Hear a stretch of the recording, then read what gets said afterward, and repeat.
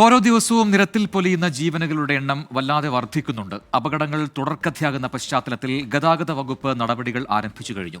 പരിശോധന കൊണ്ട് മാത്രം അപകടങ്ങൾ ഒഴിവാക്കാൻ കഴിയില്ല.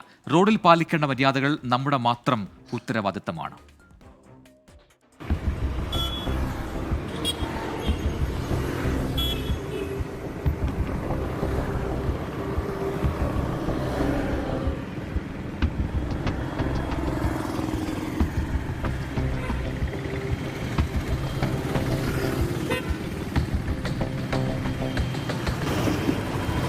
ഹെൽമെറ്റ് ഒന്നും ഇല്ലേ? ഹെൽമെറ്റ് ഒന്നും വേണ്ട അളിയാ. നീ വണ്ടി ഇട്. ക്യാമറയും പോലീസ് ചെക്കിങ്ങും ഒന്നും ഇല്ലാത്ത സ്ഥലത്തോടെ നമുക്ക് പോകാം. അതൊന്നും പറ്റൂല. ഇറങ്ങടാ വണ്ടി നിറടാ.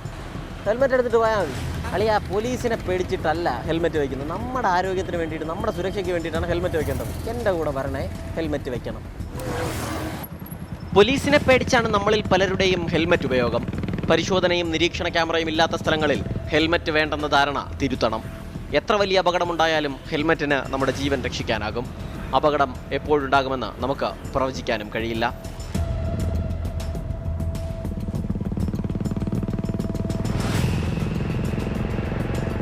അളിയാ, നല്ല റോഡല്ലേ അളിയാ, ഒന്ന് കത്തിച്ച് വിടുക അളിയാ. ഇങ്ങനെ പോയ സമയത്തിന് അവിടെ എത്തത്തില്ല. ആ 50 ആ സ്പീഡിലേ നമുക്ക് പോകാൻ പറ്റുള്ളൂ. ഓരോ റോഡിൻ്റെ ഘടനയ്ക്കും അവിടെ എത്തുന്ന വാഹനങ്ങളുടെ ശരാശരി എണ്ണത്തിനുമൊക്കെ അനുസരിച്ചാണ് ശാസ്ത്രീയമായി വേഗപരിധി നിശ്ചയിച്ചിരിക്കുന്നത്. അത് കൃത്യമായി പാലിച്ചില്ലെങ്കിൽ അപകടം ഉറപ്പ്.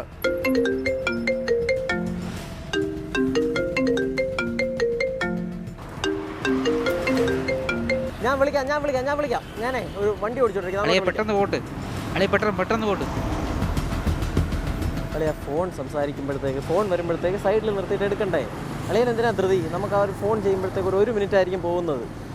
അതിന് പകരം നമ്മൾ ഈ ഫോണിൽ സംസാരിച്ചുകൊണ്ട് പോകുമ്പോഴത്തേക്ക് അപകടം ഉണ്ടായാൽ എന്ത് ചെയ്യും? നമുക്ക് രണ്ടിനും പരിക്ക് പറ്റും.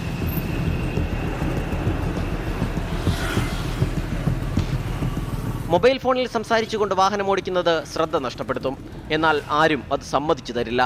വാഹനം ഒരു വശത്തേക്ക് ഒതുക്കിയ ശേഷം സംസാരിക്കുന്നത് നാണക്കേട് പോലെയാണ് പലരും കരുതുന്നത്. എന്നാൽ മൊബൈൽ ഫോൺ വിളിച്ചുകൊണ്ടുള്ള യാത്ര കൊണ്ട് മാത്രം ദിവസവും സംസ്ഥാനത്ത് നിരവധി അപകടങ്ങൾ ഉണ്ടാകുന്നുണ്ട്. അളിയ, മഞ്ഞ ലൈറ്റ് പോകാൻ വേണ്ടിയുള്ളതല്ല, നിൽക്കാൻ വേണ്ടിയുള്ളതാണ്. മഞ്ഞ ലൈറ്റ് മാത്രമല്ല, അതെ ഈ വരയുണ്ടല്ലോ, അതിനപ്പുറം നിർത്തരുത്. അപകടം ഉണ്ടാവും. അങ്ങനെ എത്ര അപകടങ്ങളാണ് ഓരോ ദിവസം ഉണ്ടാകുന്നത്. നമ്മളായിട്ട് ഒരു അപകടവും ക്ഷണിച്ചു വരുത്തരുത്.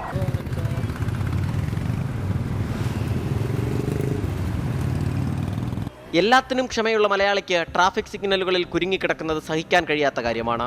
റെഡ് ലൈറ്റ് ജമ്പിംഗ് എന്ന് മോട്ടോർ വാഹന വകുപ്പ് ഉദ്യോഗസ്ഥർ പറയുന്ന നിയമലംഘനം കേരളത്തിൽ അനവധിയാണ്.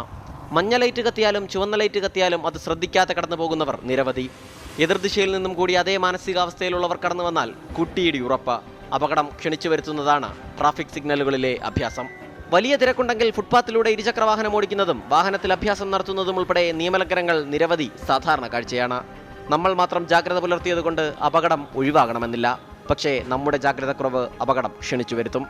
എനിക്കൊപ്പം ഈ യാത്രയിലുണ്ടായിരുന്നത് വിഷ്ണുവാണ്. നമ്മുടെ 24ന്റെ സാരഥിയാണ്. വിഷ്ണു അങ്ങനെ നിയമം ലംഘിക്കാൻ പ്രോത്സാഹിപ്പിക്കുന്ന ആളൊന്നുമല്ല. വളരെ നന്നായി നിയമം പാലിച്ച് തന്നെ വാഹനം ഓടിക്കുന്നയാളാണ്. ഇരുചക്ര വാഹനവുമായി നമ്മൾ നിരത്തിലിറങ്ങുമ്പോൾ വളരെ നിസ്സാരമായി നമ്മൾ ചെയ്യുന്ന ചില തെറ്റുകൾ ചൂണ്ടിക്കാണിക്കുക എന്നുള്ളത് മാത്രമായിരുന്നു ഈ വീഡിയോയുടെ ഉദ്ദേശം. റോഡ് എന്നത് ഒരു മത്സര ഇടമല്ല. റോഡിലൂടെ പോകുന്ന മറ്റു വാഹനങ്ങളും അതിലെ യാത്രക്കാരും നമ്മുടെ ശത്രുക്കളുമല്ല. നല്ലൊരു വാഹന സംസ്കാരം നമ്മൾ ആർജിച്ചെടുക്കേണ്ടതുണ്ട്. ക്യാമറമാൻ അഭിലാഷ് തൊഴുവൻകോടിനും സതീഷിനും വിഷ്ണുവിനുമൊപ്പം സലിം മാലിക്, 24 തിരുവനന്തപുരം.